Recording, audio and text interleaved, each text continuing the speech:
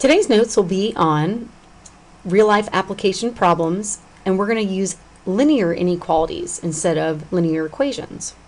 Our first problem is about Chef Luigi. He's making pizzas, and he's making cheese or pepperoni pizzas, but he can make no more than 50 pizzas. So right away, that no more than 50 pizzas should tip me off that if I have no more than 50, I'm not going to be equal. I'm going to have some sort of inequality. All right. Before I go ahead and make my inequality, I'm going to label my variables. Okay, my first variable, since I don't know if I'm making how many cheese or how many pepperoni pizzas I'm making, I'm going to label my variable x, the number of cheese pizzas, and I'm going to label y, the number of pepperoni pizzas.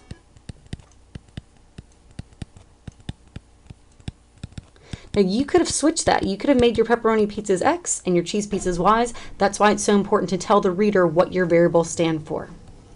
Okay, so we've labeled our variables. Part B says write an inequality to determine all possibilities of cheese and pepperoni pizzas that could be made in this situation. Well, I know I have cheese pizzas, and I know I have pepperoni pizzas, and I know I have some cheese and some pepperoni. So I'm going to have some cheese and some pepperoni, but I can make no more than 50. So no more than 50 would be less than or equal to 50. All right, so I can make no more than 50 pizzas. What I'm going to do for part C is graph and shade the inequality. I'm going to label my x and y intercept. I'm going to label the scale and my units and think about my restrictions. Now what I mean about restrictions is if x stands for the number of cheese pizzas and y stands for the number of pepperoni pizzas, really my x can only be greater than or equal to 0, and y can only be greater than or equal to 0, because I can't have negative amounts of pizzas. So when I do this, meaning I'm going to go ahead and I'm just going to make a first quadrant graph. All right, I should have left a little more room. Let me do that here, because I need to label my x and y axis. So I'm going to say number of pepperoni pizzas and number of cheese pizzas. In order to graph this, I need to solve for y. So the first thing I'm going to do is take my equation from part B. If I solve that for y, I would subtract over the x, so I get negative x plus 50. So I need to graph this inequality. Well, when I graph, I'm going to go to my y-intercept first. So I'm going to go to 50. Now I'm just going to kind of scale this by, let's say, by 10s, 10, 20, 30, 40, 50. And I'm going to label that as 0, 50. Now, if I know my slope is negative 1, because it's negative 1x, I know that my line is going to go down until it hits some point on the x-axis. Well, to determine what point it is on the x-axis, an x-intercept, if I remember, I'm going to kind of write it on the side, an x-intercept is always when my y value is equal to 0. So if I take my original inequality and I say, okay, I know if y is equal to 0, when will that equal 50?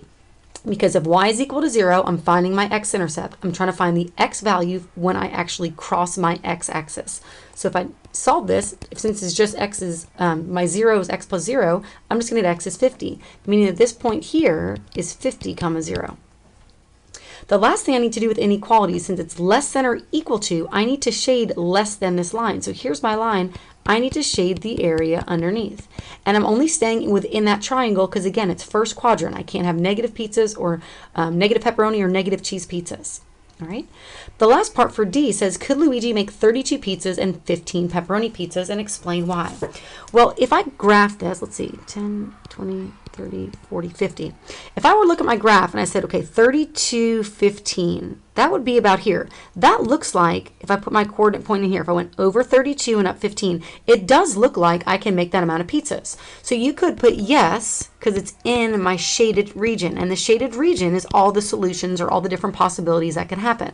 So yes, in shaded region. Another way of doing it is to do it algebraically. So one way is say, yes, it's in the shaded region. Another way would say, yes, let's do it algebraically.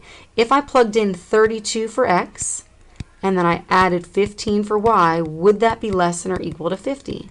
If I put it together, I'm going to get 47. Is that less than or equal to 50? And the answer is yes. So whether you want to do it algebraically or graphically, both of them should get the same answer. Okay, let's look at the second example. It says at least 35 performers of the Big Tent Circus are in the grand finale. The performers will be in cars or bikes for the event. Each car holds 7 people and each bike holds 5 performers. So when we go to label our variables, we need to think about what two things are we looking for. All right. I know that I have performers. I know that there's performers in cars. I know how many, the car holds this amount of people, bike holds this amount of people, but I don't know how many cars I have or how many bikes. So since cars comes first, I'm just going to label this as number of cars. And again, you could have put number of cars and number of bikes as the opposite variable. All right. That's why it's so important to write them down. Write an inequality showing all the possibilities of cars and bikes that can be used in the finale. All right. Well, I've got 35 performers, right? And these performers are in cars or bikes, and each car holds 7 people and each bike holds 5 performers. And performers and people are the same thing. Sorry, I probably should have put performers and performers, but people and performers are the same thing. So when I go to write this inequality, all right, I know I have some number of cars and I have some number of bikes, all right? And I know that the total amount of people that I can have, the total amount of performers I can have is at least 35. So I want to be greater than or equal to 35.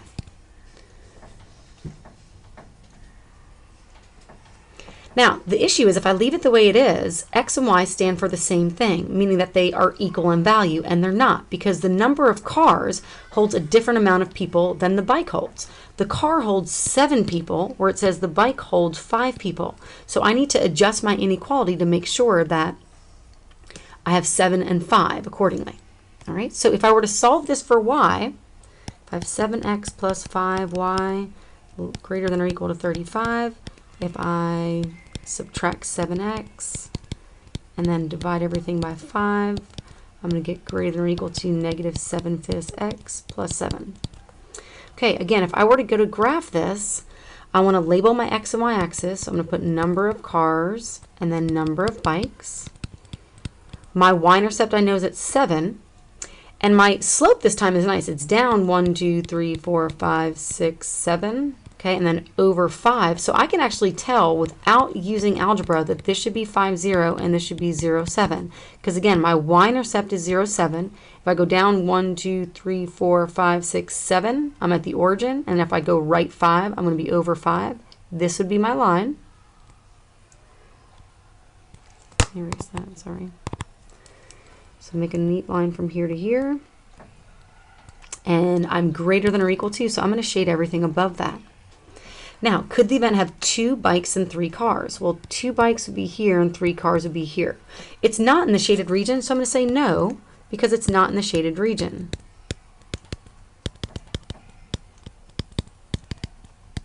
You also could have solved that algebraically. Okay, you also could have said 7 times 2 plus 5 times 3, is that greater than or equal to 35? Because I could have plugged in this and see if that's true. So 14 plus 15, is that greater than or equal to 35? Oops, 5, not 9.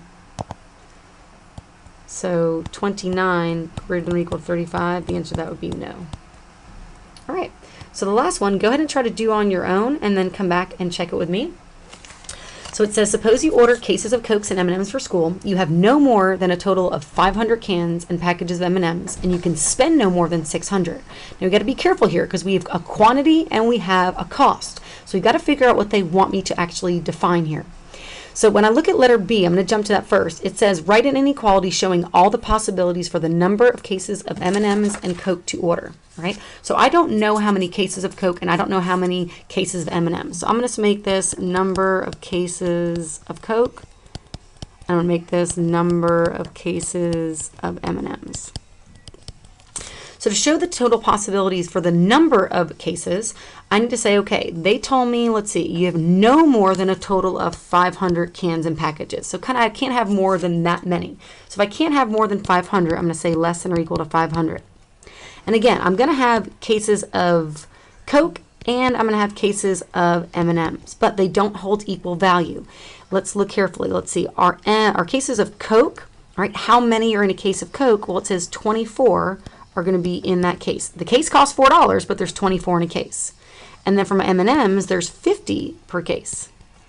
So I'm going to do the same thing once I've had my inequality. If I solve that for y, I'm going to say 50y less than or equal to negative 24x plus 500. I'm going to divide by 50. I'm going to get y less than or equal to negative 12 over 25x plus 10. right? If I go to graph that, label your x-axis number of cases of Coke, and my y-axis is the number of cases of M&Ms. When I go to graph this, I'm going to go up 10. Okay, so I'm going to label this as 0, 10. Now, my slope is down 12 over 25, okay? So I'm not going to be able to draw that the way it looks here, but what I'm going to do is I'm going to say, okay, I know it's down, it'd be here, and it would be over. I know it's going to be some sort of negative slope, and I know it's going to go over a bunch, so I'm just going to draw it down here, but I've got to determine this x-intercept.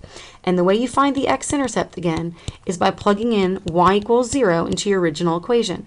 So if I have 24x plus 50y, I'm going to plug in a 0 for there, and say, when is that? Sorry, I want to find out when that's equal to 500, because I'm trying to find out the x-intercept. That goes away. I have 24x equals 500.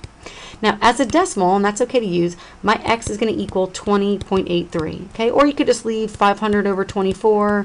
Let's see, reduce it by 2, 250 over 12.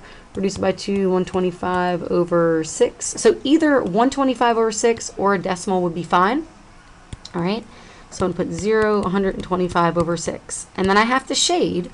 If I'm less than or equal to this, I'm going to be within this region. So could I buy 9 cases of Coke? So that would be maybe here, and 13 cases of M&Ms. It looks like I'm here. I'm not sure, but it looks like I'm outside.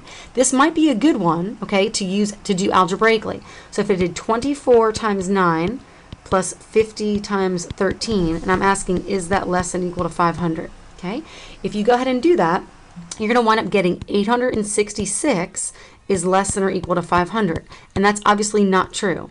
So no, because you can prove it algebraically, or you can say not in the shaded region.